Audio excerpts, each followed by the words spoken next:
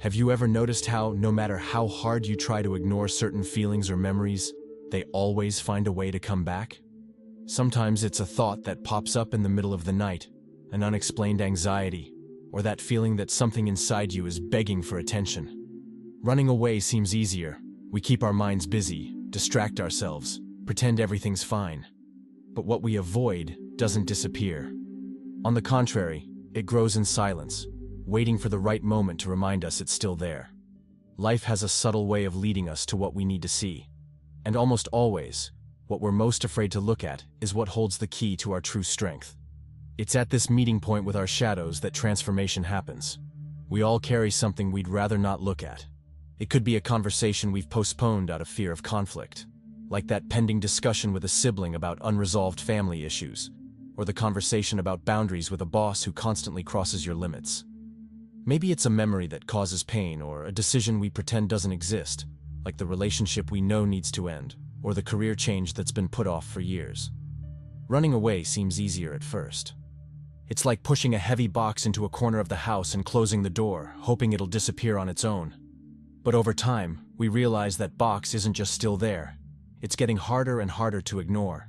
It shows up in unexpected ways: sleepless nights when that worry returns, anxiety attacks before situations that should be simple, unexplained insomnia, constant tension in your shoulders after a normal day at work. It's as if life always finds a way to remind us of what hasn't been resolved. That excessive irritation in traffic might be connected to the frustration you've been swallowing at the office. The difficulty relaxing on weekends might be a reflection of emotional issues you prefer not to face during the week. What's curious is that the more we try to bury certain emotions, the stronger they become. Not because they're invincible, but because the act of running away is, in itself, a way of feeding what we avoid. Fear grows when we avoid it, like a shadow that seems bigger when we try to run from it. Pain intensifies when we try to hide it, because the energy we use to repress it transforms it into something even more powerful. Little by little, we end up living a life disconnected from who we really are, because we stop facing the most authentic and painful parts of our story. It's like wearing a mask so often that we forget our true face. Maybe you've already felt that something inside you is stuck in time, an old hurt you'd rather not remember, but that keeps guiding your decisions, like a former partner's betrayal that still influences your ability to trust in new relationships. Or a trauma you try to ignore, but that shows up as unexplained resistance, insecurity, or even lack of motivation to move forward. It could be that childhood humiliation that still echoes every time you need to speak in public, or the feeling of abandonment from when your parents divorced, which now shows up as fear of intimacy or excessive need for approval. This feeling of weight isn't just emotional, it's also spiritual and physical. It drains our life energy and makes us believe life is punishing us, when it's actually just showing us where we need to look. It's not about diving into pain unprepared, but taking small, conscious steps. Admitting that something hurts is already an extraordinary act of courage. Allowing that pain to exist, without trying to hide it or cure it immediately, is the first movement toward it losing the power it has over our life. It's paradoxical, but the constant attempt not to feel pain requires much more energy than simply feeling it. Facing it is, surprisingly, what frees us from that endless race. We all have internal parts we'd rather not see. They're feelings we judge as wrong, impulses that shame us, or memories that hurt us. Jung called this collection of repressed aspects the shadow. It's formed from childhood, when we learned that certain emotions weren't welcome in our family or social environment. The anger we couldn't express when we were wronged, because well-behaved children don't yell. The sadness that bothered adults, because there's no reason to cry. The fear no one took seriously, because that's silly. There's no monster in the closet. So, to be accepted and loved, we kept hiding these parts, as if they could simply be erased from our existence. But what we hide doesn't disappear. These emotions remain alive, acting silently and unconsciously. They emerge in unexpected explosions, like when we completely lose control in traffic after swallowing frustrations at work for weeks, or in hurts that seem disproportionate to the situation, like crying excessively over constructive criticism that touched an old wound. Sometimes it appears as that emptiness we can't explain, even when we achieve something that should make us happy. It's as if there's a whole life happening backstage in our mind, and we're just reacting to its effects without understanding its causes. What we deny in ourselves ends up controlling our thoughts and choices without us realizing it. It's like living while being driven by an invisible driver who makes decisions based on fears and pains we pretend not to have. Recognizing the shadow isn't something you do overnight. It requires courage to look in the mirror and admit that, yes, we feel anger, jealousy, envy, fear, resentment. This doesn't make us bad people, just complete and authentic human beings. The danger isn't in feeling these emotions, but in pretending they don't exist. The more we deny them, the more they distort and find destructive outlets. Imagine how different it would be if, instead of fighting against these parts, you learned to listen to them with curiosity. Anger can show where there's injustice that needs to be corrected. Fear can indicate what needs to be protected or strengthened. Even sadness can be a sign that something in your life is asking for change or that a cycle needs to end. Looking at the shadow is integrating what was forgotten, giving space for the whole of who you are to breathe. By doing this, you not only know yourself better, but also become freer and more complete. Have you ever felt like you're living the same situation over and over, even with different people? It's as if, no matter how much the scenario changes, the feeling of frustration, disappointment, or pain is always the same. Maybe it's always attracting the same type of emotionally unavailable partner, or constantly finding yourself in conflicts with authoritarian bosses, or repeating family arguments that sound like a broken record. This happens because life tends to repeat experiences until we finally learn what we need to see. It's as if there's an invisible mirror in front of us, reflecting the internal points we insist on avoiding. These cycles aren't cosmic punishments, but very clear signals. When something repeats, it's as if life is saying, "Look at this again.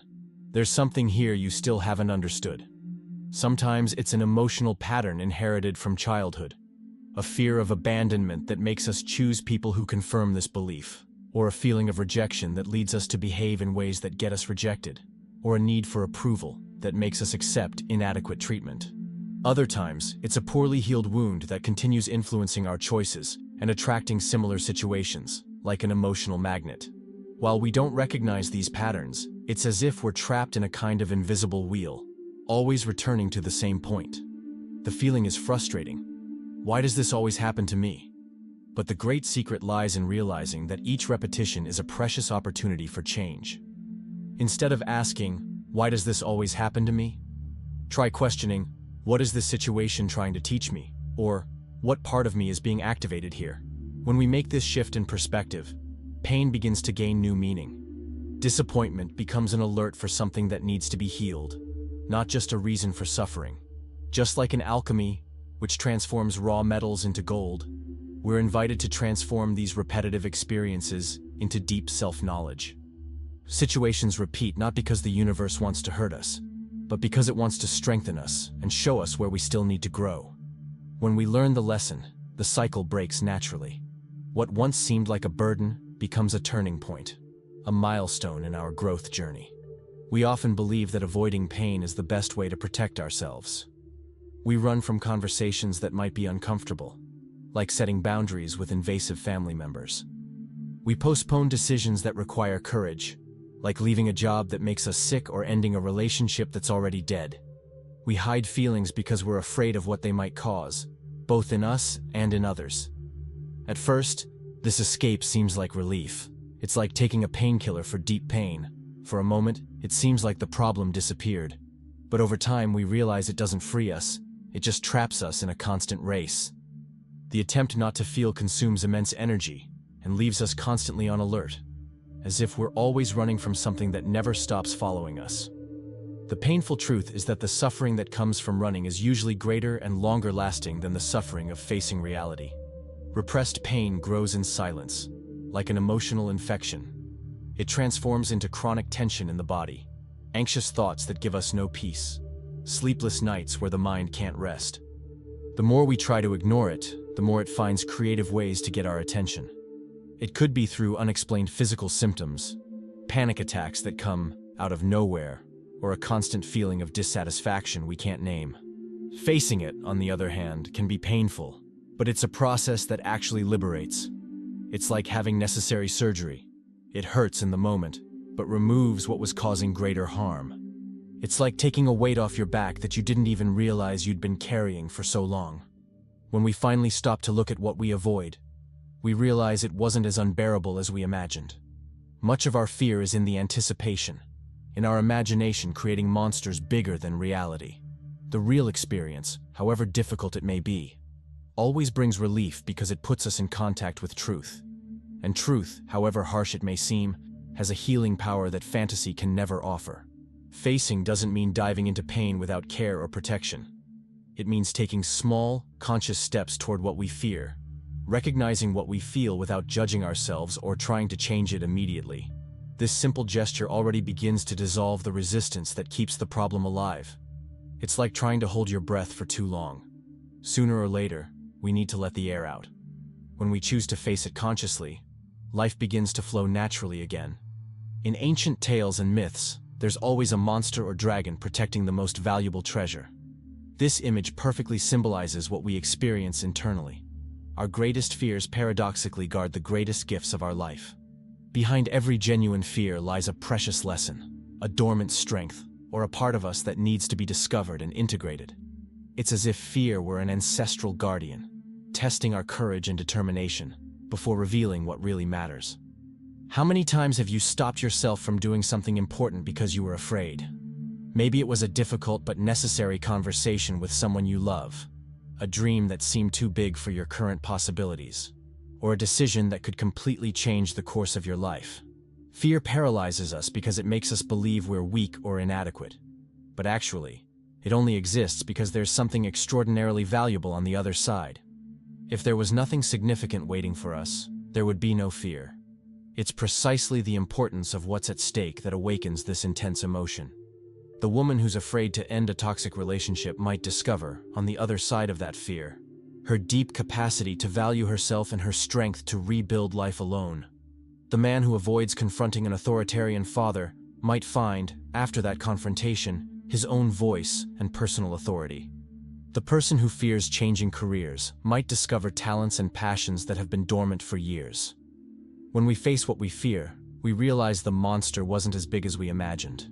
Our mind, in its attempt to protect us, creates exaggerated stories, transforming small challenges into immense threats. But the moment we decide to take a step, even while trembling inside, is the moment life transforms radically. That's when we discover courage we didn't know we had, clarity that was obscured by fear, and self-confidence that arises naturally from the experience of having faced something difficult. These are genuine treasures that were hidden under fear's mask, waiting for the right moment to be revealed. Facing isn't ignoring fear or pretending it doesn't exist, but recognizing that it's a natural part of the path. It's saying, "I know you're here, fear, but I'm going to continue anyway." That's how the people we admire grow, not because they're fearless, but because they learn to go through fear instead of running from it. Maybe the treasure you've been looking for so long is exactly behind the fear you most avoid looking at. Our body is much wiser than we imagine. When the mind insists on ignoring emotions and internal pains, it finds an eloquent way to speak for us. Constant tension in the shoulders after weeks of swallowing frustrations at work. A persistent lump in the throat when there's something important we need to say, but can't. Stomach pain that appears before conflicted family gatherings, or even unexplained fatigue that emerges when we're emotionally overloaded. It's not rare to hear people say that when they were emotionally overwhelmed by unresolved issues, they started getting sick for no apparent medical reason. This happens because the body doesn't lie. It reflects with brutal honesty what we try to hide from our own consciousness. Every repressed emotion needs to find an outlet, and if we don't offer a healthy form of expression, it will create its own roots. When we don't express sadness adequately, it can transform into a physical weight in the chest, a feeling of oppression that won't go away. When we repeatedly swallow anger, we might feel the body constantly rigid, as if it's always ready for a fight that never comes. Even frequent headaches, anxiety attacks that come out of nowhere, or chronic digestive problems can emerge as alerts that something emotional needs to be looked at with care. It's as if the body were saying, "If you're not going to stop to listen to your heart, I'll make you stop another way." Learning to listen to the body is an essential step on the path of deep self-knowledge. It's not about thinking every physical pain has a direct emotional explanation, but noticing the subtle patterns that form. What were you feeling emotionally before this pain started? Is there something that's been systematically ignored in your life? Maybe a conversation you don't want to have, a feeling you avoid feeling completely, or an important choice that's been postponed for months. When we pay careful attention to these signals, we often find deep and liberating answers. True healing begins when we allow ourselves to listen to these signals with respect and curiosity. It's not just about caring for the mind or body separately, but understanding that everything is deeply connected. A moment of real silence, a deep and conscious breath, or writing freely. What you're feeling can be simple gestures, but ones that help significantly relieve this weight. The body doesn't want to be your enemy. It just wants to show you that something in you needs to be seen, heard, and cared for. The sooner you listen to these subtle signals, the less they'll need to scream to get your attention. We tend to treat emotions like anger, sadness, and jealousy as if they were defects we need to urgently eliminate from our personality. From early on, we learn that feeling anger is ugly and inappropriate, that sadness is weakness and unnecessary drama, and that jealousy is immaturity and pathetic insecurity. But actually, these emotions are important and precise messages about our internal state. They function as sophisticated emotional indicators, pointing to something specific that needs urgent attention. Completely ignoring them doesn't make them disappear. It just transforms them into hidden tensions that can make us physically and mentally sick. Anger, for example, often arises when we feel something was deeply unfair, or when our personal boundaries have been crossed without our consent. It can be a valuable invitation to look at where we're allowing ourselves to be emotionally invaded, or to notice situations where we're staying silent when we should speak up. When well understood and channeled, anger doesn't destroy relationships, but gives us the necessary energy to set healthy boundaries and defend our values. It's well-directed anger that makes us say no to excessive demands at work, or gives us courage to confront abusive behaviors. Sadness, in turn, is like a natural signal of internal mourning. It shows us that something needs to be recognized as finished. Whether it's a phase of life, a relationship that no longer serves, or even an old way of thinking that needs to die for us to grow. Instead of trying to cure it quickly with distractions, it's important to listen to it with patience. Sadness invites us to genuinely slow down, look inward with honesty, and understand what's really asking for change or transformation. It's a transition emotion that prepares us to let go of what no longer serves. And jealousy? It can reveal a lot about our deepest insecurities, about how much we still seek validation outside ourselves to feel valuable. Instead of automatically blaming ourselves for feeling jealous, we can ask with curiosity, what's missing in me that makes me feel so threatened by this situation? Sometimes jealousy is just a painful reminder that we need to strengthen our self-esteem and our internal sense of worth. Other times, it might indicate there are legitimate needs in the relationship that aren't being met and need to be communicated. These emotions, when understood instead of repressed, stop being a constant weight and become powerful tools for self-knowledge. They show exactly where we still need to heal, grow, and know ourselves better. It's not about getting rid of them like they're plagues, but listening to them with curiosity and honesty. By doing this, we transform anger into constructive action, sadness into deep wisdom, and jealousy into genuine self-confidence. There are moments in life when everything seems completely stuck. You try to change, make effort, struggle, but feel like you're trapped in emotional quicksand, unable to move forward a single step. This frustrating feeling of stagnation often has nothing to do with lack of effort or determination, but with something deep inside that's being systematically avoided. It's as if there's an invisible anchor holding back your steps, formed by old unresolved pains, unconfronted fears, or emotions you prefer to keep locked in the basement of consciousness. Life seems to freeze when our internal wounds become so strong and influential that they begin to unconsciously sabotage our decisions and actions. We might even consciously fool ourselves, saying we're too busy or it's not the right time to act. But deep down, there's a complex emotional knot that needs to be patiently untied. While we don't look directly at this knot, everything becomes heavy and difficult. Relationships don't flow naturally, projects don't move despite effort, and even our life energy seems constantly drained. Sometimes this stagnation comes accompanied by a persistent feeling of emptiness, as if nothing in life has true meaning or purpose. It's not just lack of superficial motivation. It's a clear sign that something important inside us is desperately asking to be recognized and integrated.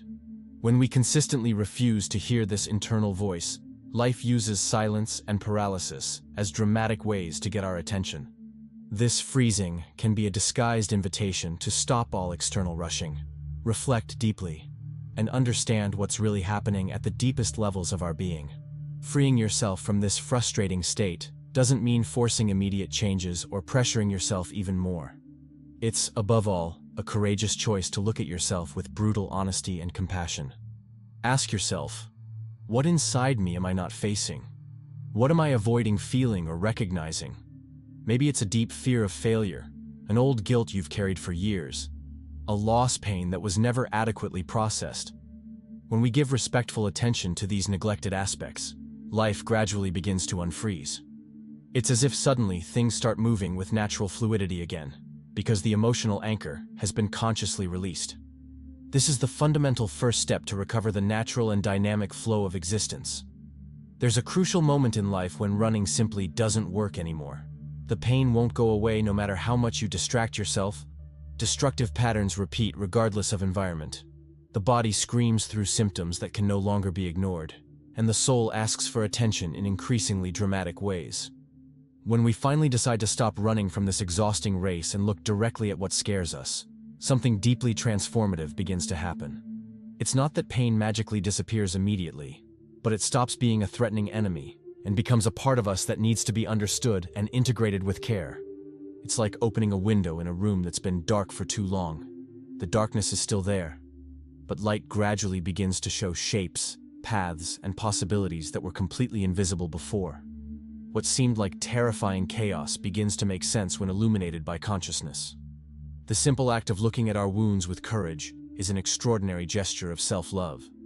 Often, we spend years firmly believing we won't be strong enough to deal with certain feelings or memories, when actually the weight we carry is in the constant resistance, not in the pain itself. By facing it directly, we discover we're infinitely more capable and resilient than we imagined. There's a silent and deep relief in finally stopping fighting against ourselves, like releasing the breath we've been holding for years without realizing it. When we courageously choose to face what we avoid, we gain crystal clarity about our life. Situations that seemed confusing and without solution begin to make perfect sense. Emotions that seemed uncontrolled and chaotic become lighter and more manageable, because now we know exactly where they come from and what they're trying to communicate to us. This process is like a kind of internal alchemy. We transform raw pain into refined consciousness, paralyzing fear into mobilizing strength, and destructive guilt into constructive learning. Looking inward doesn't mean permanently sinking into suffering. It means taking one careful step at a time, with gentleness, to understand what life is patiently trying to teach us. Instead of denying and repressing, we begin to welcome and integrate. And when this genuinely happens, we feel a freedom we may have never experienced before. What seemed like an unbearable weight transforms into a portal to a more true, authentic life, aligned with who we really are. Embracing pain doesn't mean diving into it abruptly and unprotected, or trying to resolve decades of emotional issues all at once. On the contrary, it's a delicate and gradual process that begins with small gestures of honesty and self-compassion. Often the first step is simply recognizing with sincerity, yes, I'm feeling this, and it's okay to feel it. Naming emotions, however simple it seems, already opens significant space for them to stop silently suffocating us. When we persistently deny what we feel, pain grows distorted in the darkness of unconsciousness.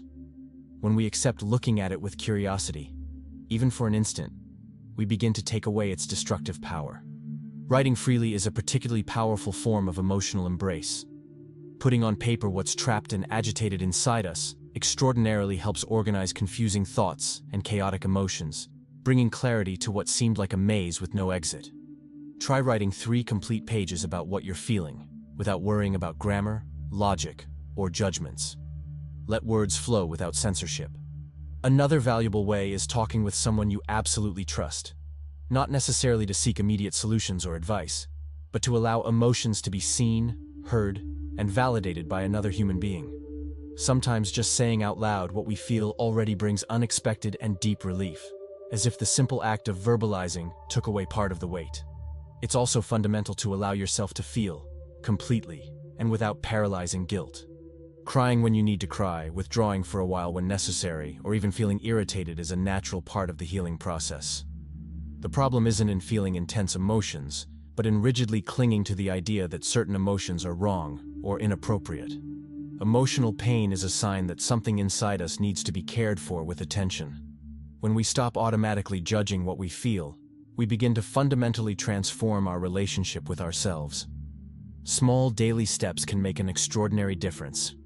Breathing deeply and consciously for a few minutes, observing your thoughts without desperately fighting against them, or even pausing to carefully listen to what the body is trying to communicate, are simple gestures, but surprisingly powerful.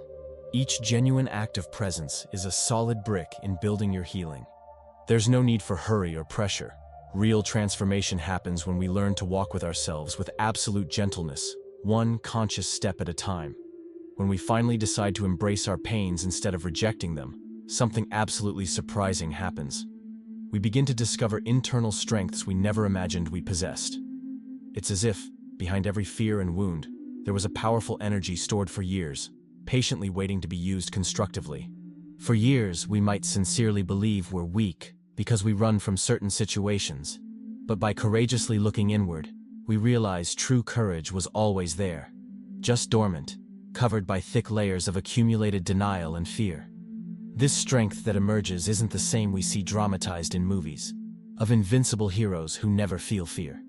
It's a silent, quiet, and deep strength that's born from the simple act of accepting who we are completely, with our lights and shadows, virtues and flaws, joys and sorrows. When we stop energetically fighting against parts of ourselves, we gain an extraordinary lightness that previously seemed completely impossible. Life stops being a constant battlefield and becomes a rich space for learning and growth. It's curious how, by directly facing something we've avoided for so long, we discover not just courage, but also crystal clarity. We begin to see life's events with completely new eyes. Situations that once seemed threatening to us significantly lose their power. Others' criticisms no longer hurt as much, because we found a solid internal center, a place of genuine firmness that no one can take away or shake. This is true personal strength, not the one that courageously pretends not to feel pain, but the one that allows itself to feel completely and still moves forward with wisdom. It's strength that comes from integration, not denial. Each wound consciously faced transforms into a type of precious internal gold. It's as if each overcome difficulty gives us a new sophisticated tool to deal with life's challenges. Pain, when recognized and integrated, stops being a weight we carry and becomes wisdom we incorporate. Thus, what once seemed like unbearable weakness reveals itself as one of the greatest sources of authentic personal power. Deep down, this strength was always in you. It was just patiently waiting for the right moment to be found and recognized. The liberating truth is that the magic you seek tirelessly is exactly where you most fear to look. All the answers that seem so distant, all the clarity you're looking for, all the strength you imagine you don't have, are hidden in the parts of you that have been carefully ignored, systematically repressed, or painfully forgotten.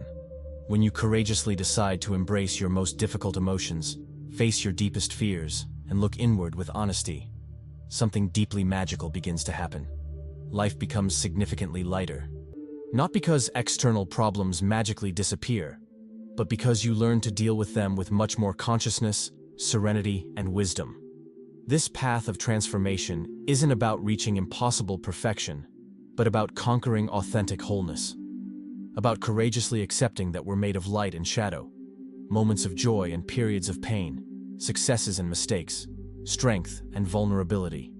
Each genuine step you take to embrace who you really are, without masks or pretenses, opens space for a silent and extraordinarily powerful transformation.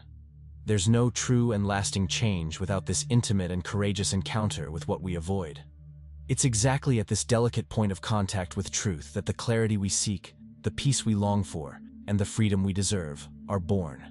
The magic you're looking for isn't in some distant place or in some complicated technique. It's in you. waiting to be discovered through the simple act of looking inward with courage and compassion. If you feel ready to deepen this transformative journey, check out my ebook, Alchemy and Archetypes. In it, I share practical exercises and deep reflections to transform pain into inner strength. And if this message touched your heart in some way, subscribe to the channel and like this video. This way, we continue together in this search for consciousness, healing, and genuine self-knowledge. Stay with me for the next video.